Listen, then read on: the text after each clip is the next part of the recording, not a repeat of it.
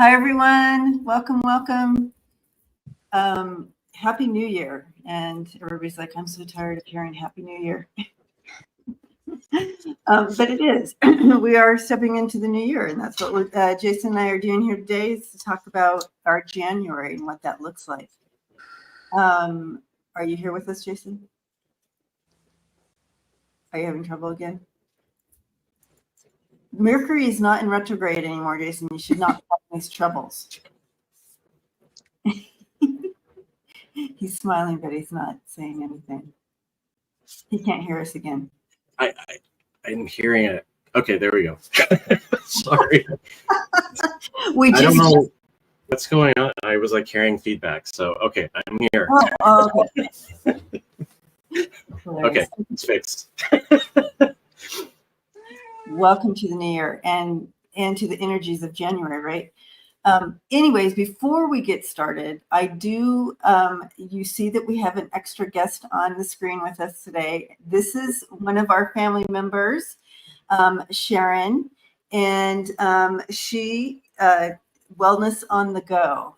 And she has, and I don't know if you sent me that thing, but I didn't get it, but that's okay, Sharon, you can talk about it. Now, Sharon has worked on me from a distance with her Wellness on the Go program. And I am telling you, and the reason I'm bringing her up here is because she changed my life, my quality of life. I was one of those victims of menopause that was horrific. The hot flashes from hell. And hot flashes are one thing in blah, blah, blah. But I am telling you, this was next level. And years of this. I'm going to be 60 this year. And these hot flashes started when I was 45 years old. In comes Sharon after all these years of hot flashes, and she starts this program for me. And literally, we used to have to do it every couple days at the beginning, this program, and she's going to explain this. And then now it's about once a month, right? Mm-hmm. And so we went from every 2 days to about once a month, keep with the energy stuff. So pretty cool. Changed my life, my quality of life, my sleeping life. It was a game changer. And I'm sure, Jason, you don't have to deal with hot flashes, but there are many things that she works on. And our last thing that we did together in the last few days was a health and wellness thing for this season of illnesses and stuff. So, and she's going to explain a little bit about that. So I'm going to go ahead and hand it to Sharon. And Sharon, we want to hear about what it is that you offer and how it's offered. And I do have a banner that has your phone number for people to reach you on. So we're going to go ahead. Yeah. Thank you, Deb. And Happy New Year to everybody in the house. Deb and I first started working together not quite a year ago when she had her gallbladder surgery, and she mentioned on the show that she couldn't take pain meds, and that also she couldn't take pain meds. And I work with a technology that is not something you imbibe. It's basically energy, it's frequency, it's sound frequency pulled through the body with magnetism. It's called PEMF, pulsed electromagnetic frequency. It sounds very scientific, and in a way it is. And it correlates with all the laws of physics. So it is scientific, but our collective consciousness hasn't expanded enough to understand or accept that it could actually work remotely, which is what how I've been working with Deb.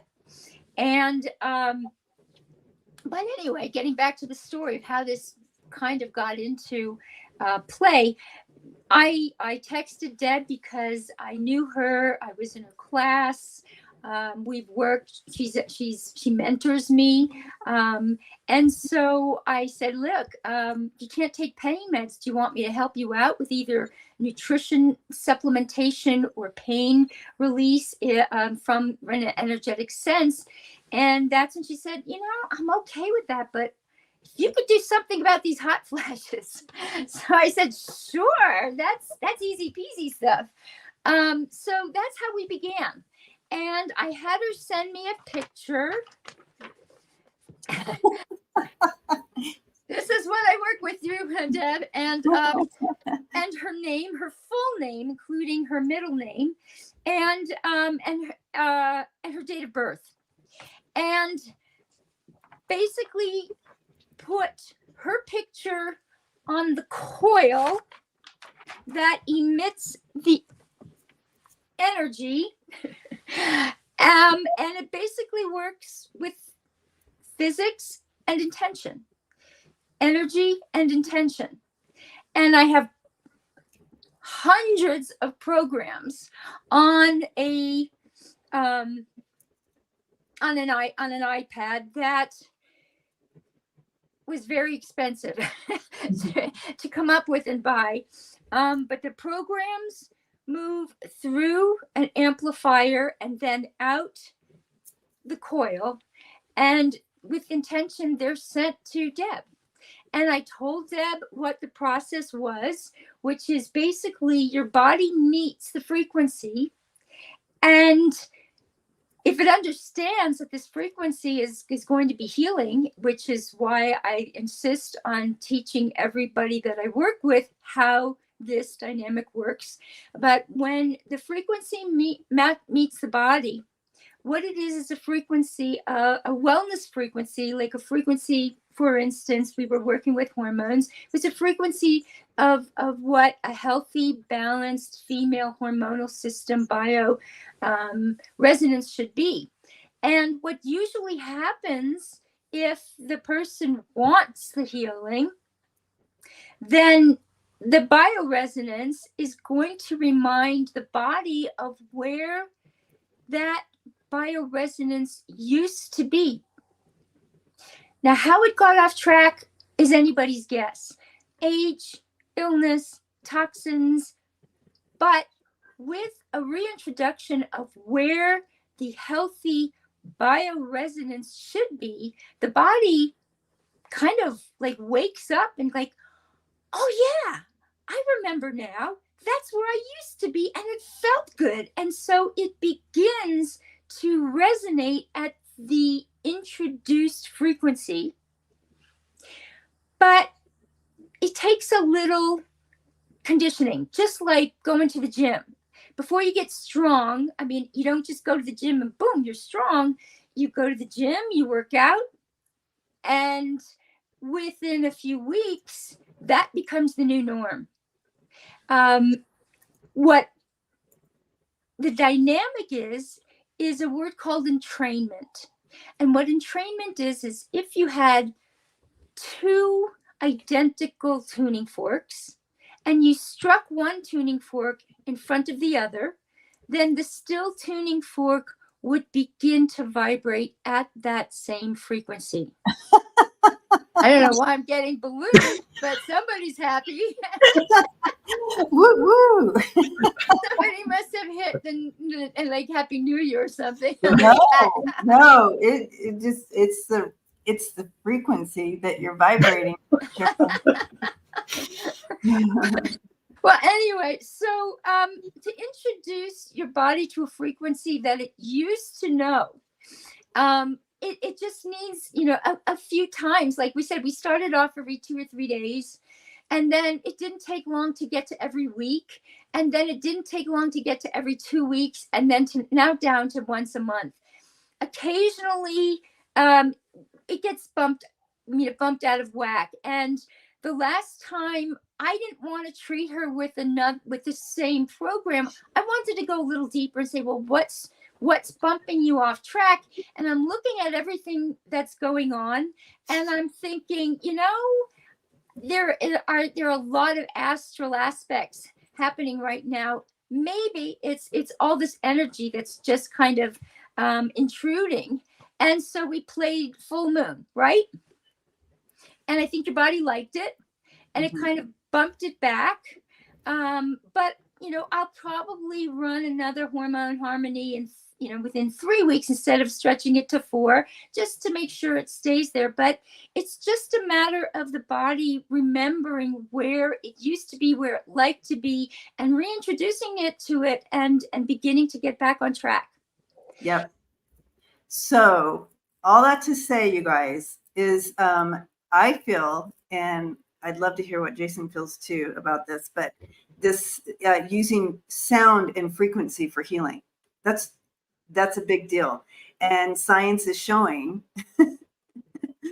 and also history, like thousands of years ago history, we are finding that they used frequency for healing and sound. So this is actually not a new science, but Western, we're a little slow on the uptake here, but it's happening, and Sharon does it. So I'm going to put on the screen here her number. If you are interested, and I encourage you guys, reach out to her. She has lots of different types of wellness frequency program thingies to utilize, and we did the one yesterday, or the last couple of days, right? Yeah, we completed my what do I call it? My seasonal prophylactic wellness program, which is, it was the holiday prophylactic wellness program. It gets you through the. So that if you can, with family, with kids, through airports, on airplanes, we run a program that boosts your immune system, and then we cleanse all the top layers of microbiology before it begins to set in. So this morning was actually your last session. Right, how do you feel? Great.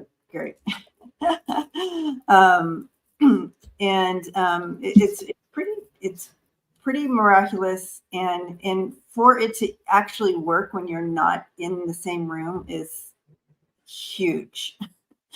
But it makes sense to me because we're all connected in. So, but here's how you can reach Sharon.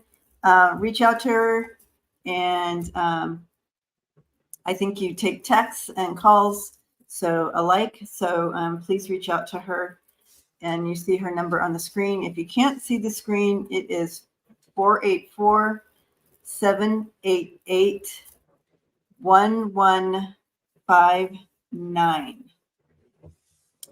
And that is Sharon. Sharon, thank you so much. We love you. Keep that frequency going. Deb, thank you so much for this opportunity and for this introduction. And I just want to wish you and Jason and the whole community Happy New Year. Have a good yeah. And Smile Time says, fascinating. I have heard that sound frequency healing is going to become more common in 2024. And I make a prediction that in 40 years, everybody is going to have a version of this machine, and they are going to begin in their own homes, right? Right. Yeah. Where you just hook yourself up.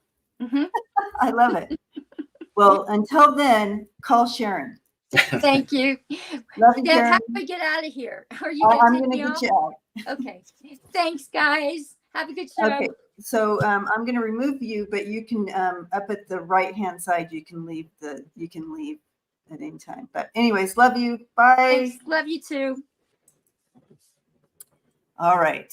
Thank you, everyone. And back to comments. And now it's back to. I don't know.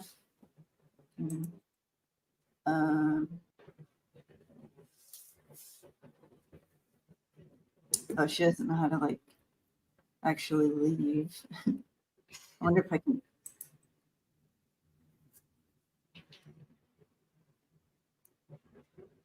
All right, there we go. All right. Jason, we are in January. We are in 2024. Here we are. I think it's exciting. So Me too. And especially this month. And so we are focusing on this month. We do the monthly thing. So we are focusing just on January right now. mhm. And so far, so good. Day 2. Day 2. But tell me, Jason, what are you feeling for us for January 2024? So I did my usual writing. Oh my God, you got a lot more down than I did. I feel like because the past few months that it's been all about, redirecting into yourself and grounding and stillness and kind of laying a foundation for what I sincerely feel is happening this year. So I know this is just for January, but it's almost with January, it's almost like this is the next step in a sense. It seems like that there's going to be a lot world events wise that are going on. But it's unfolding in a way that, as always, is necessary for our own development and growth. So that, I think the biggest thing that I wrote about was like just trusting things, trusting that this is part of the process. There's almost a letting down of your own personal defenses in a way. So it's kind of, I think that there's going to be a lot of going on, so that we're going to feel our automatic kind of instinct is going to be to shut down, to be defensive, to not trust anyone or trust anything that's going on. I do think that things are going to come to light that have been hidden for a while. And it's important not to take the unfolding and information that's coming in a way of running away, but rather embracing it and as part of our own transformation. So that's kind of what I got. The trust, and then I feel like there's going to be an increasing conflict, and that the best side to take is no side, and that it's important to kind of distance ourselves from that and see it as what it is, and not feel compelled to take one side or the other. Which, spiritual speaking, that message is coming always, that it's not a matter of who's right and who's wrong. It's just a matter of acknowledging the conflict. And it's not, you don't care. It's more of, it's a type of energy that we're moving away from, the us versus them. And so that's really important for our own I like that. development. Yes. That's part of the shift that we're going, is shifting out of the us versus them. That's what's been creating wars and this and that for billions of years here. And we're shifting from that. And it's hard when, Jason, though, when you see such an injustice happening to a group of people, and not taking sides in that moment. However, you can feel it, you can empathize. We can empathize with those who are feeling the effects of the injustice, and then surround it with that light and love and peace, that peace energy and healing energy. So are you telling us that we can't have feelings about stuff, but because I feel like we're human, we're going to have feelings about things? I know it's difficult. I mean, I constantly feel like I'm saying, it's so much easier to sit here right now and say, don't take a side, but putting it into practice is a whole other thing. And it's even more difficult. But when it really comes It's down almost to, like we see you, we love you, we embrace you. yeah, and it's that conflict. I mean, it's the whole conversation about dualities and that we're moving beyond that. So it's good versus bad and dark versus light and us versus them.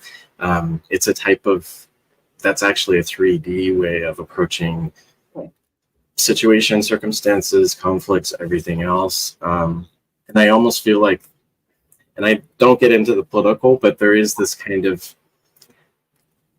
blurring that is really confusing people in terms of what side do I take, who's being truthful and not. And I think it's a natural product of where we are right now, just in our evolution and growth, that we're able to see through the kind of that what's the word, barrier between two sides. So yeah, that's that's in January we get to start this. I know there's a lot that's happening this year. So I think overall. Yeah. Okay. All right, so I'm going to talk a little bit about what came in for me for January. Mm-hmm. We'll combine the two. But I can tell you the initial, and some of you might have felt this as well, but they kind of showed this feeling of getting onto the, when you're initially getting onto the roller coaster right before it's going to start going click, click, click up the thing. And that energy there, that excitement of like, okay, so I know that I'm getting on this roller coaster. I know it's going to be woo, woo, and like, it's going to be a little scary. It's going to be this. We had all this expectation and that initial energy of getting on that roller coaster for the year. But for January is when we are getting on that roller coaster, understanding that we are actually, we're on it. We're on this roller coaster. We can't get off, and we are going through 2024. However, just looking at January, the message coming in from my team was, it's almost like that. Also, they showed me a horse race, where you're at the gate and they open that gate and you bust out, and that energy there. They want you to utilize that energy that you are in right now in January. Use it harness that energy for your highest and best good, and for the highest and best good setting up for the year. And so a lot of you are feeling like you are cleaning out cupboards. You are you're creating something new. You're planning for the year. You're like looking at new things that excite you and that you want to be a part of. These types of things are absolutely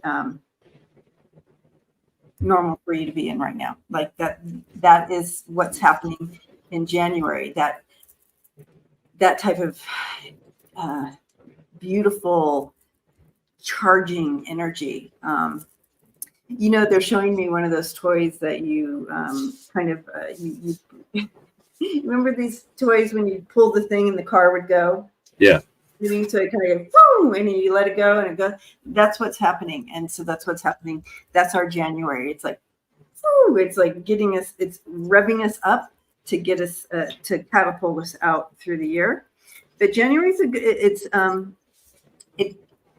it started out kind of globally with a charge. We had the coastal flooding and damage on the West Coast. We had the earthquake, the tsunami. We right out the gate, and they're kind of showing us that with this type of energy. However, on a personal level, let's harness it, use it for good things. Sorry about my camera. Use it, utilize that power that surge, like we saw the surge of the waves hitting West Coast. We saw the surge of the tsunami, and the surge of the earth moving. Energetically for us, let's utilize that within our own system here to create positive things.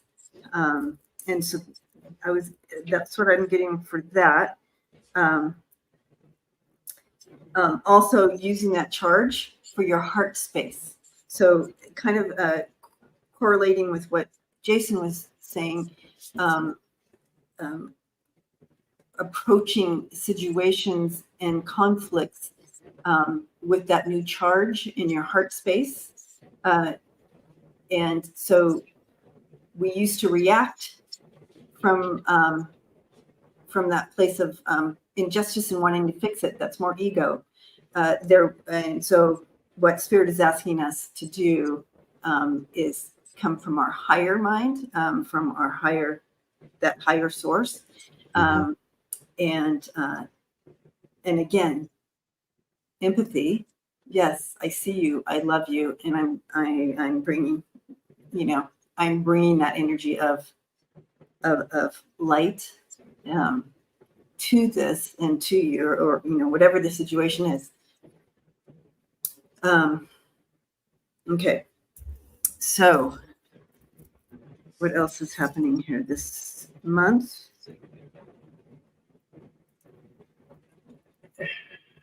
I do want to say that, yes, a lot of people say, getting ready for the ride, but they also want you to check your fear check your fear at 2023. Leave it there, and step into the flow and the faith that Jason was talking about. Just have faith that things are flowing in the direction they're meant to go. Hi, Kevin Lewis, the healing medium. Hello.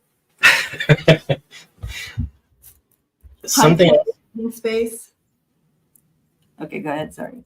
No, it's okay. I guess this goes with the conflict and staying. It took me a while to figure out. I've recently been getting a lot of broken arrow imagery, which I haven't really understood, and I wondered if it had some type of meaning, and it's not needing to fight anymore. And I think this has to do with it's actually a Native American symbol in terms of, we've been fighting for a long time in different ways, even against ourselves, and there's no need to do that anymore. And I think that was a powerful part of just, it's okay to drop your shields, because being vulnerable isn't opening, it's letting go of the fear of being hurt. That being vulnerable and opening up your heart space is opening yourself to love and empathy and all the emotions that we need to be really cultivating right now. Because I think from lifetime, probably this lifetime, we open ourselves up and things happen and we shut down. And that's just from the spiritual sense, that's not what we're supposed to be doing.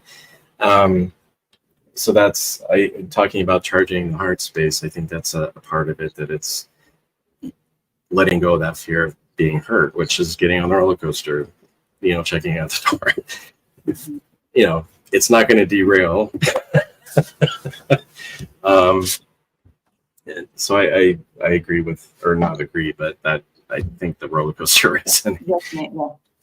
An upgrade in artillery, Kevin says. And Terry's saying walking hand in hand. Yes, and yes. That's, Jason, isn't that like confronting some false narrative in regard to our heart space? If we open up our hearts, we're going to be hurt. So I'm going to continue to keep protecting it and keeping it closed. Well, wow, you're keeping yourself in prison, aren't you? Now, yes, you might get hurt, but the truth is, where it's false is it creates a space where you keep bound up, and that you are hurting yourself. That's more hurtful. Open up your heart space. Change the narrative. And just from past lifetime perspective, it's kind of a shared reaction, shared trauma that a lot of us share. And I've seen it just in people I've met with, where they might have been, a truth speaker or a peacekeeper in previous lifetimes, and then, or they, were captured and tortured. Right. And then in this lifetime, they're realizing, I've been calling it the prisoner mentality. Like we make ourselves prisoner. We become our own jailer or whatever else. And it's a matter of recognizing that we have control of that, and we can let ourselves, we can open the door and get out of that. But it's a matter of recognizing and seeing that there's nothing to be afraid of, and this has come from spirit, that there's nothing to be afraid of in this lifetime, and to be authentic, and that we need to get rid of that lock and key. A lot of times what you learn is you go through a situation that before you would have said, oh, that, that's why I didn't want to open my heart, because I didn't want my heart broken or whatever. And you realize, oh, this isn't really a broken heart. This is offering me an opportunity to feel at this level and understand this human connection, whatever it was. It gives you a higher understanding of something. And so you take off the word heartbreak and put higher understanding, or you know what I mean, or whatever. So it's just perspective. It's changing that story. What are some of the stories that y'all are telling yourselves that will stop you from opening your heart space? Where do you feel that you're lacking? Yeah. And Jason and I are here to tell you, you're not lacking. You're perfectly whole and beautiful and complete. All right. Any more you want to share, Jason, before we move, if we have any questions today? I'm not sure if it's January, but I think this conversation is bigger than we can currently conceive of. So I don't think it's a type of transformation that we're going to be going through, that it's going to require us to completely rethink and rewrite our narratives, but also collective narratives. It's interesting. So I feel, and again, I don't know if it's necessarily January, but I think that it gives us a little leeway in the work that we're doing, is that it's not just going to be one person or me who's doing it. It's kind of practice. It's like getting on the kiddie roller coaster and then going for the big one. It's like this is an opportunity to really try to be self-aware of how we're defensive and how we see conflict as they're taking sides. And because I just feel like there's going to be something that's coming where it's like we're not going to know how to deal with it and how to. A lot of readers are speaking to that. Really? Surprises, and we're like, how do we wrap our? Honestly, I feel like it has to do with Egypt, to be honest and frank. And I think that we're in a time when that's being made available, or will be within the year, and that's going to be completely rewriting the narrative of everything. It's going to blow our concepts of our origin out the water, right? Or out whatever that saying is. Richie's reach. I like it.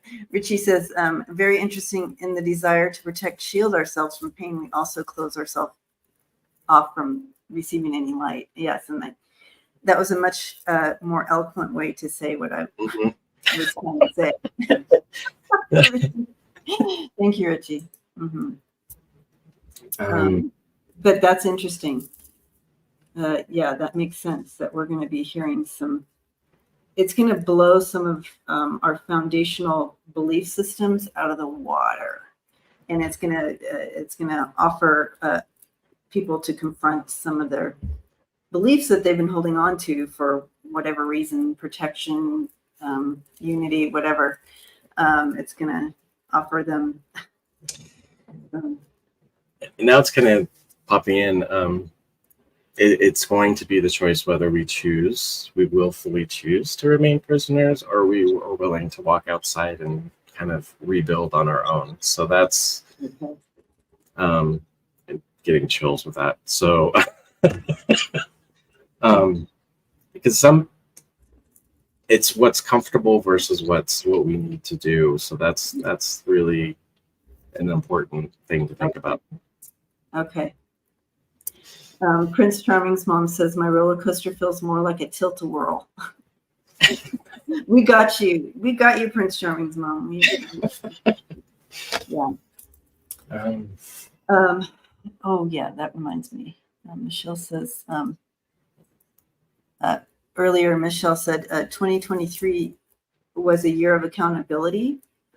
2024 is going to be a year of reckoning.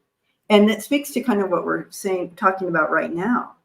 And no wonder, Michelle, that's so interesting that you put it in those words. And I love that because it makes it so clear. That song, I forget her name, McBride. Anyways, she sings about a reckoning, a day of reckoning.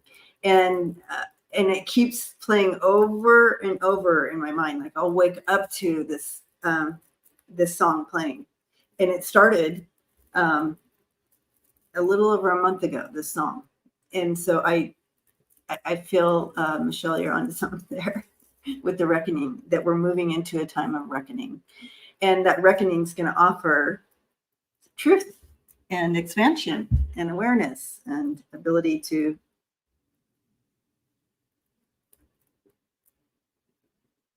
respond instead of react. Anyway, yeah. Hi, Jeffrey Peck Medium. Hello. I love it. We got the whole gang here today. Okay, so any more nuggets, Jason? Write down self-mastery is important, which I think we've already been talking about. The sun, I don't know. Light codes, important. Get outside. Even though it's cold in some places, super important. And I always say, if you can't get outside, and in fact, this kind of dropped in yesterday, if you can't get outside, you do have YouTube because you're here with us today. You can click on an outside meditation scenery thing where you're hearing the outside noises, you're experiencing the sounds and the vibration of the outside. Even through YouTube, you can do that. Yeah, I didn't think about that before. Yeah. Oh, dude, I'm I've seen some people do light code stuff. No, tomorrow I'm going to do that. I've seen people do the light code stuff with their fingers. I'm not sure how I feel about that, but I guess if it works, it works. It's about the intention. It is. It's all intention. Yeah. We won't do anything. Yeah. And the last thing I wrote down was Hathor, which is interesting that you had Sharon on in terms of vibration and healing and frequency. So I don't think that that's accidental, which has to do with expansion and unlocking knowledge that we already possess that we aren't fully aware of yet. So. I wonder if Sharon was here, we could ask her. I wonder if she has a program like that helps you. That would be things. No. The focus is on the pineal gland, maybe. Oh yeah, unlocking that pineal gland. I almost feel like we talked about that. I mean, in our when we met. Well, I mean, when I met with Sharon, I think. When you met with her, maybe you did, yeah. Talked about that a little bit, so now I'm more curious. Interesting. And you guys are neighbors, so you could actually experience the whole thing, hearing it and Yeah. if you wanted. Yeah. Next time we see you, you're going to be like,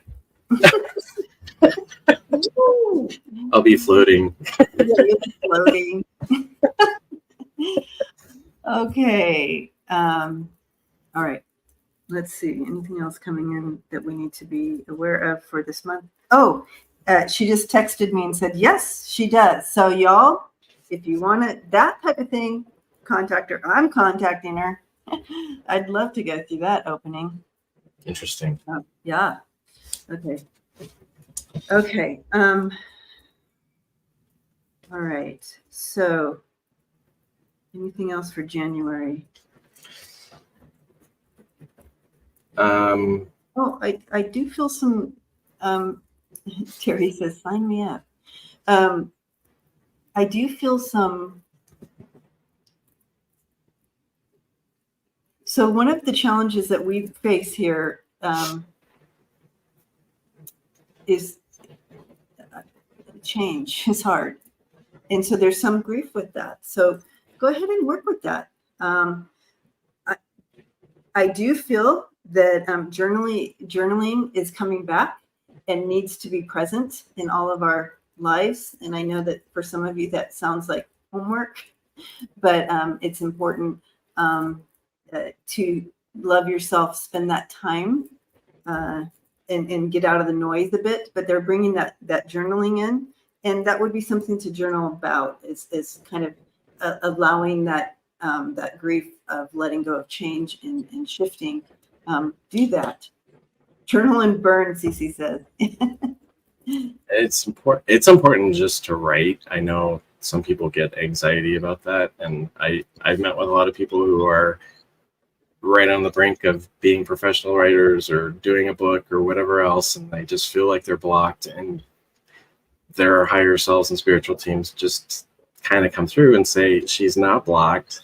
All she needs to do, or he needs to do, is sit down and write and trust the pencil or trust the keys, because we do get, I mean, I've slowly come to recognize it, but others, we all have kind of an access to this stream of consciousness when we write. It's just not being afraid of it, for one, and two, just doing it and not having feeling like you have to write within a box. It could be words, it could be drawings, whatever comes. Exactly. It could be just a color that comes to you. Yeah. Color. Symbols. Symbols, whatever. Leslie, I used to journal all the time. She's taking my automatic writing classes starting next Tuesday, right? Monday or Tuesday, Leslie, I think Tuesday. Interesting. Tonight. Yeah, and tapping into what you're saying, everyone has it. Everyone can connect into that stream of consciousness, into that higher self, into that channeling through writing. And we're going to be investigating that in the class for sure.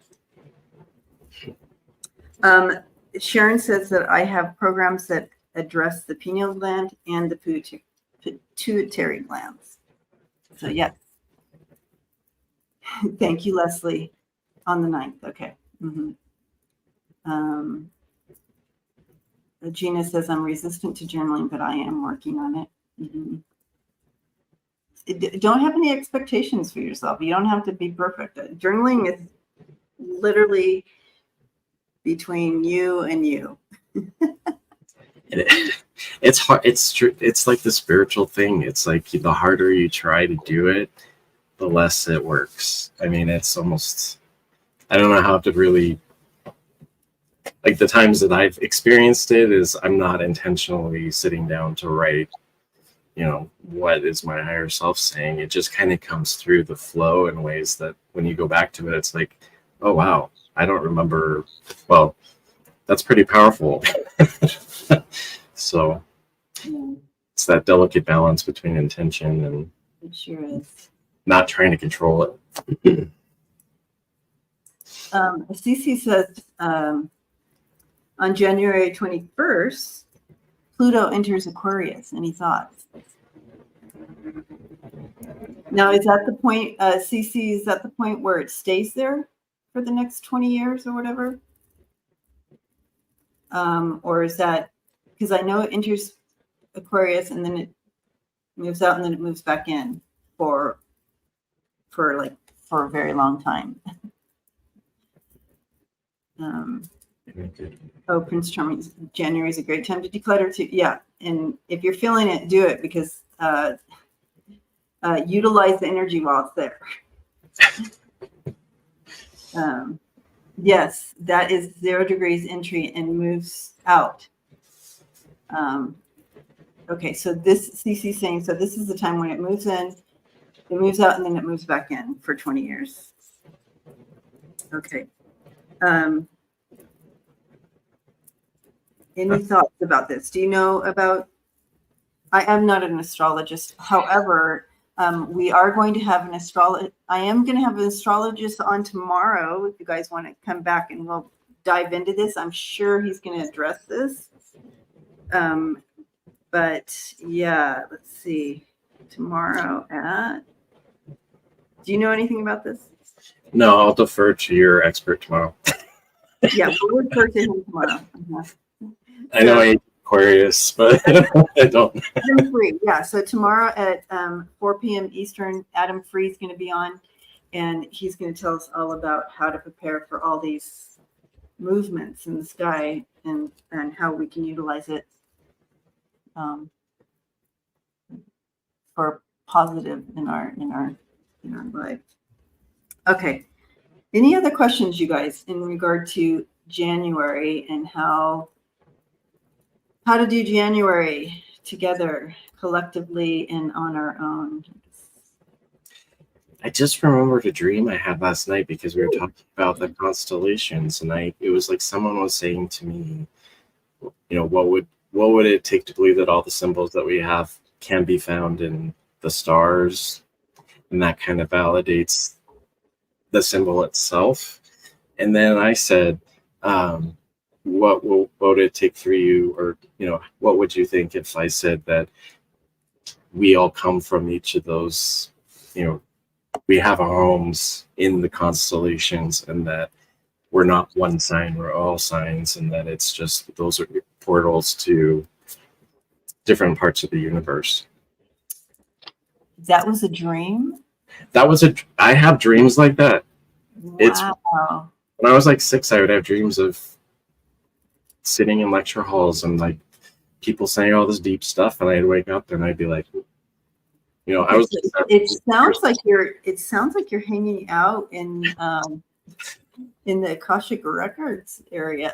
I think I don't know. So people do TED Talks or something. Yeah, I have these really powerful dreams, and it's sometimes I forget. I'm like, I totally forgot about that until you were talking about the astrologer. So that's interesting. I do feel that we choose our birth time and like that in order of the what sign we want, and exactly the time we enter in and everything, and I guess it makes a difference. Yeah. And so interesting that you're talking about, like, we're connected to all the stars, even though in this time around we have these specific portals that are open to us specifically because of the time we came in. Mm-hmm. But we came in. So this is a whole nother discussion. It only took me 50 minutes to bring it up. Gina says you need to write down your dreams. I do. Write those down. Yeah. Wow. There's some powerful stuff in there, and that you remember. That's not like a dream. That's an experience. Yeah. I know that it's coming from somewhere, or I go somewhere. Sometimes Yeah. I had one dream that I was floating around like a beauty salon. It was really strange, and the hairdresser was like talking to the lady in the mirror, like that she was working on her hair, And I kind of just floated by, and she said to the lady, she's like, "Oh, don't worry, he has the 21 chakras." And I was like, and I woke up, and it was so weird. And then I looked up. 21 chakras. Yeah. Which I never knew that. Well, I kind of knew that there's more chakras than we traditionally talk about, but there are like chakras that are considered shamanic and all these different things. So, Oh, yeah. Oh, that just gave me chills on that one. That's Yeah. pretty cool. You have a cool spirit team. Take you on all those trips. I think they just like having fun with me. Oops. Okay. Thank you, Gina. Thank you, Lisa Foster.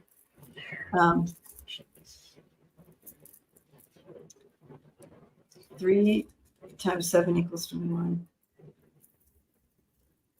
Wow. Okay. All right. Soul inquiries. Any advice on releasing inherited distortions in energy? Like genetic. Oh, this is a question for you.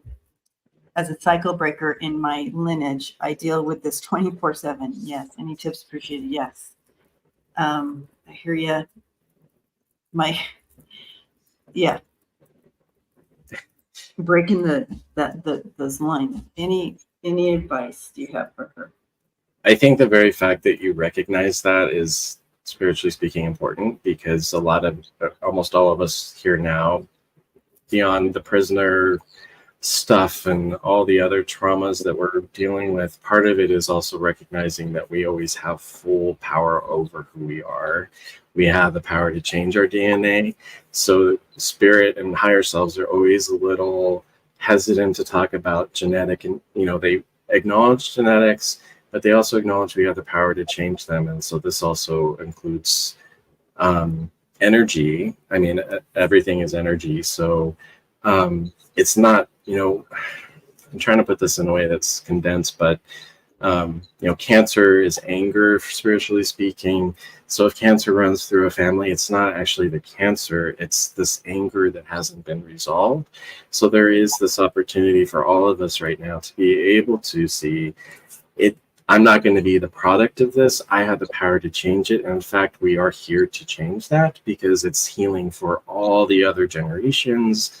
So it's a pretty powerful place to be. So even if you're not motivated to work on your own energy, you have a long lineage, whether galactic or on Earth or wherever else, that is looking to you to make that choice, not to say I have distortions, and just saying I'm not the product of this, and it's something that I can release, and it's healing for you and the lineage, and actually the Earth and the planet and I mean, everything we do affects everything else. So I don't know if that's the answer you were looking for. But I like that you start out off by saying, that you recognize and that you're doing this. And what a beautiful warrior you are of love and light and healing.